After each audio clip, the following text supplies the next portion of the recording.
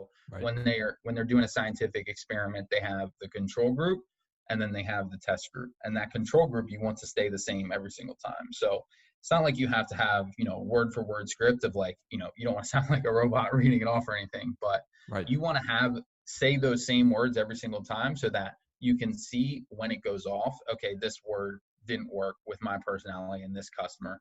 And then once you are finding the holes in your pipeline, you can plug that and then you can test that anecdotally and see this is what's making the result, So I had more of a soft approach and then building the tension as it went on, because those first few seconds is kind of how you have that time to build their trust and that connection as a person before you can start to crank it up a little bit. Right. Just curious kind of on that point as well, sharing a little bit of a snippet and like an insight into sort of that script.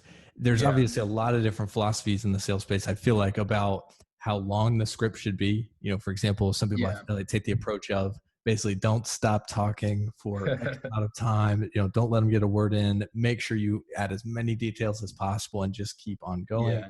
Or there's people who maybe are very short, right? Say something that's 5 to 10 seconds or less, and then be quiet and listen for their response, or somewhere in the middle. Kind of unpack that. I mean, what's your approach? What's your philosophy? What have you found that has worked really well for you and for those you've trained as well?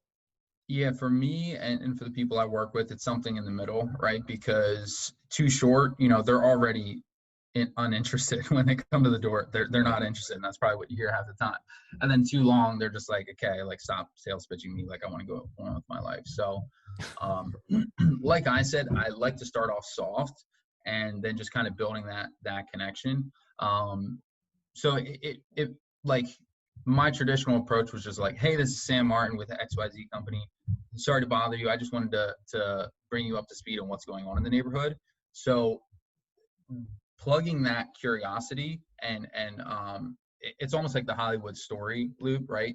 They start this drama and they're building this story, and then there's missing pieces, right? And the human brain has this desire to fill those holes and complete that story loop, right?